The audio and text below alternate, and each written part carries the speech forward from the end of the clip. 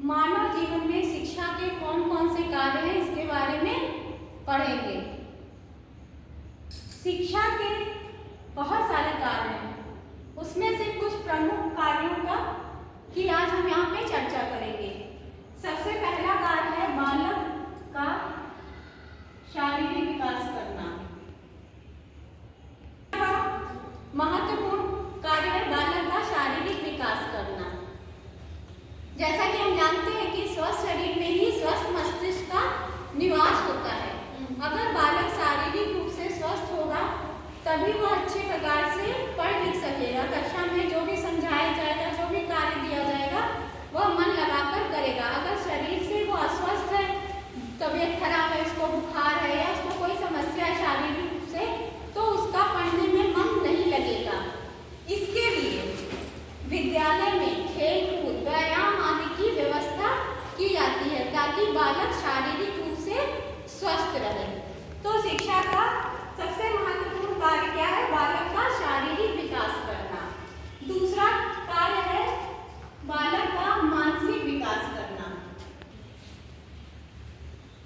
शिक्षा का दूसरा महत्वपूर्ण कार्य है बालक का मानसिक विकास करना। बालक में तर्क, चिंतन, स्मृति, सोचने समझने की योग्यता, स्मृति और अवधान केंद्रित करना, अमूर्त चिंतन आदि मानसिक शक्तियों का विकास करना, ये शिक्षा का महत्वपूर्ण कार्य है ताकि बालक मानसिक रूप से स्वस्थ रहे। तीसरा उद्देश्य है या शिक्षा का तीसरा कार्य है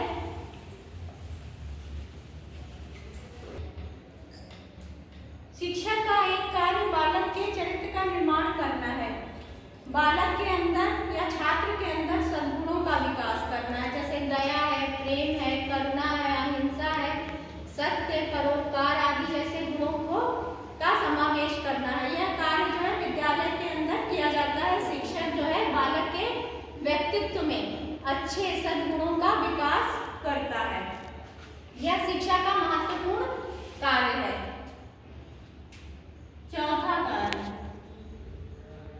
शिक्षा का एक अन्य महत्वपूर्ण कार्य संस्कृत का हस्तांतरण करना, अर्थात संस्कृत को एक पीढ़ी से दूसरी पीढ़ी तक पहुंचाना। संस्कृत क्या है?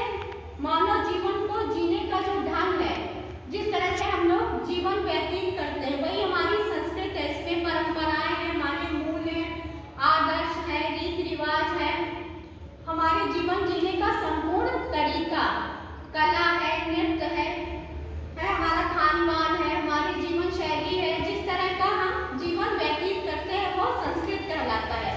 शिक्षा का कार्य है कि संस्कृत का एक पीढ़ी से दूसरी पीढ़ी में हस्तांतरण करना, यह कार्य शिक्षा करती है। पांचवा कार्य,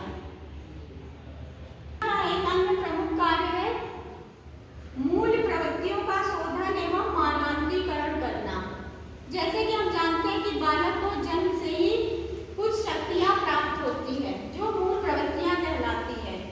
इन मूल प्रवृत्तियों का शोधन, इनका परिसीमन करना और इनको सही मार्ग पर अग्रसित करना, ये शिक्षा का महत्वपूर्ण कार्य है। ये कार्य शिक्षा करती है। शिक्षा का प्रमुख कार्य है कि शिक्षा बालक के अंदर ऐसी क्षमता और योग्यता को विकसित करे जिससे कि बालक समाज में अनुकूलन स्थापित कर ले, समाज के साथ सामंजस्य स्थापित कर ले, विपरीत परिस्थितियों पर अपना नियंत्रण करके अपना जीवन यापन अच्छी तरह से कर सके। ऐसी क्षमता और योग्यता को शिक्षा विकसित करने का कार्य करती है ताकि वह अपनी परिस्थितियों से हार ना माने, अपनी परिस्थितियों का सामना करे और अपना जीवन अच्छी तरह से समाज में जी सके, समाज के अनुकूल बना के रह सके। क्योंकि जो बालक है वो समाज का ही एक सदस्य है। समाज क्या है? मनुष्यों का समूह है। समाज में ही व्यक्ति जन्म लेता है, उसी में उसका जीवन यापन होता है, उसी में अपना संपूर्ण जीवन व्यतीत करता है, उसी में उसकी मृत्यु होती है। तो अगर उसमें सामंजस्य स्थापित करने की योग्यता नहीं होगी तो वह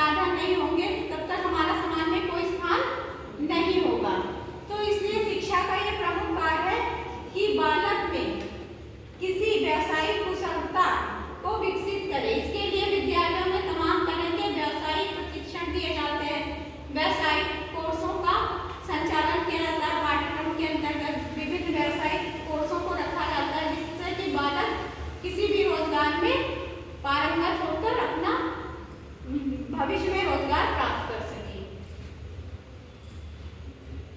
बालक के अंदर राष्ट्रीयता की भावना का विकास करता है। राष्ट्रीयता की भावना का विकास से तात्पर्य राष्ट्र के प्रति प्रेम की भावना। आरंभ से ही बच्चे के अंदर राष्ट्र के प्रति प्रेम की भावना को विकसित किया जाता है। विद्यालयों में इसके लिए राष्ट्रीय पर्व मनाते हैं, जैसे 15 अगस्त है, 26 जनवरी है, महापुरुषों की जीवनियां सुनाते हैं। ये